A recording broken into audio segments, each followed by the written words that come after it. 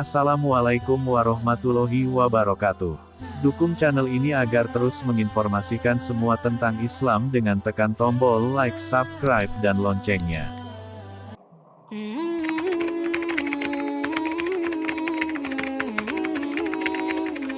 Mengenal Surat Al-Baqarah. Surat ini terdiri dari 286 ayat, 6.221 kata, dan 25.500 huruf dan tergolong surat Madaniyah. Surat ini dinamai Al-Baqarah yang artinya sapi betina sebab di dalam surat ini terdapat kisah penyembelihan sapi betina yang diperintahkan Allah kepada Bani Israel, ayat 67-74. Permulaan surat Al-Baqarah di dalamnya memuat 1000 perintah, 1000 larangan dan 1000 kebajikan, sebagaimana yang dijelaskan Imam Al-Qurtubi dalam tafsirnya maupun para mufassir lainnya.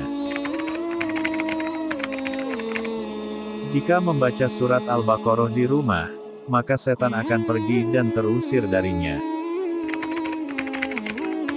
Dalam hadits sahih yang diriwayatkan Imam Muslim dan lainnya yang bersumber dari Abu Umamah disebutkan bahwa Rasulullah bersabda, "Bacalah dua tangkai bunga yaitu surat Al-Baqarah dan surat Ali Imran karena keduanya akan datang sebagai cahaya yang terang yang akan melindungi orang-orang yang membacanya di hari kiamat." H.R. Muslim dan Ahmad. Sahabat Anas berkata, jika ada di antara para sahabat yang hafal surat Al-Baqarah, maka dia berhak menjadi pemimpin yang mulia di medan perang, dan juga menjadi imam sholat. Rasulullah pernah mengajukan pertanyaan kepada para sahabatnya sebelum keberangkatan mereka ke medan perang untuk memilih orang yang berhak menjadi pemimpin mereka. Rasulullah bertanya kepada mereka, siapa di antara kalian yang banyak hafal Al-Quran?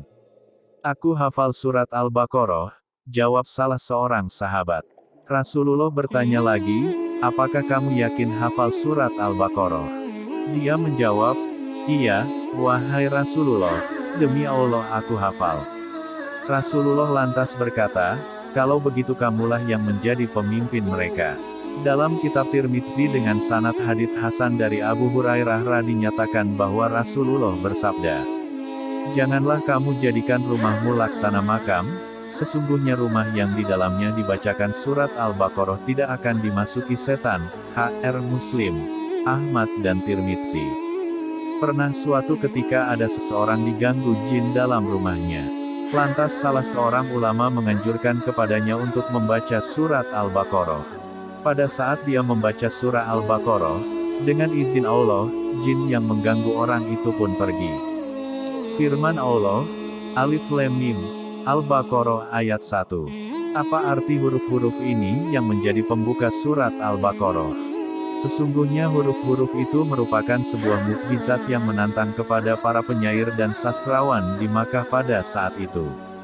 Maha suci Engkau ya Allah, atas firman-Mu yang telah menjadikan mereka diam membisu. Tiada kata satupun yang terlontar dari mulut mereka setelah mendengar huruf-huruf ini. Nama lain surah Al-Baqarah adalah Fustatul Quran yang bermakna kemah besar Al-Quran, demikian seperti dikutip dari laman Nu Online. Berikut bacaan surah Al-Baqarah ayat 1-5.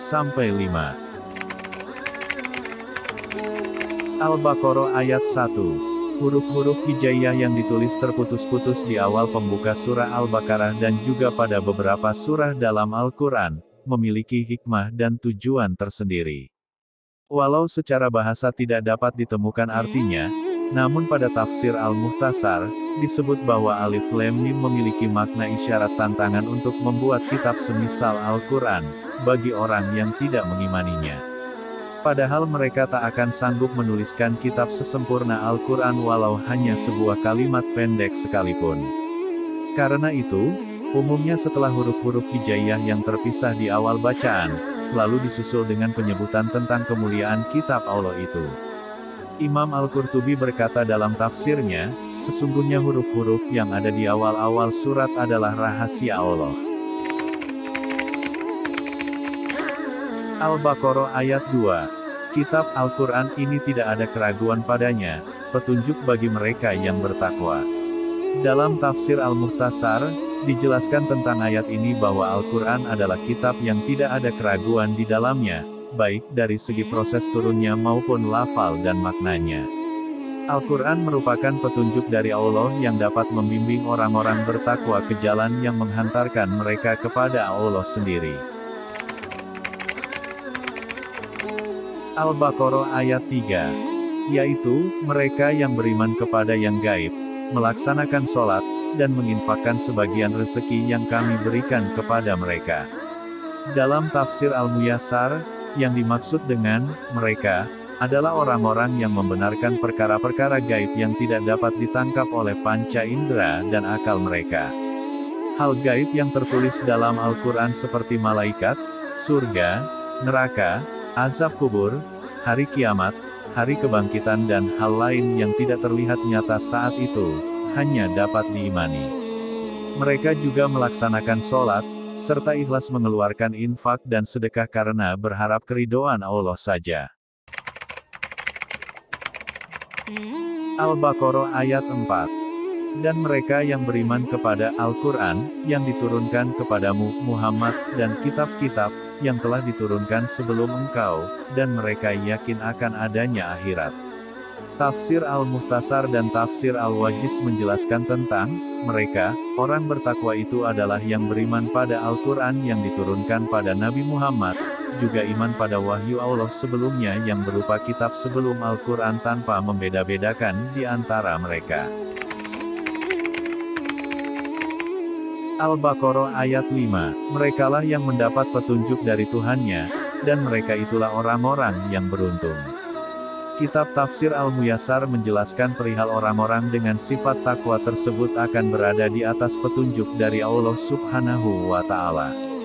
Mereka ini adalah orang yang beruntung karena ada dalam taufik dan hidayah dan cahaya petunjuk Tuhan semesta alam.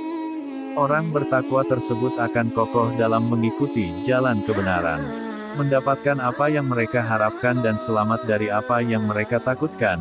Demikian menurut Tafsir Al-Mukhtasar. Demikian pembahasan kita kali ini. Semoga kita diampuni dari dosa-dosa yang kita perbuat. Amin amin ya robbal alamin. Subhanaka Allahumma wa bihamdika asyhadu alla ilaha illa anta, astaghfiruka wa atubu ilaik. Wassalamualaikum warahmatullahi wabarakatuh. Dukung channel ini agar terus menginformasikan semua tentang Islam dengan tekan tombol like, subscribe dan loncengnya.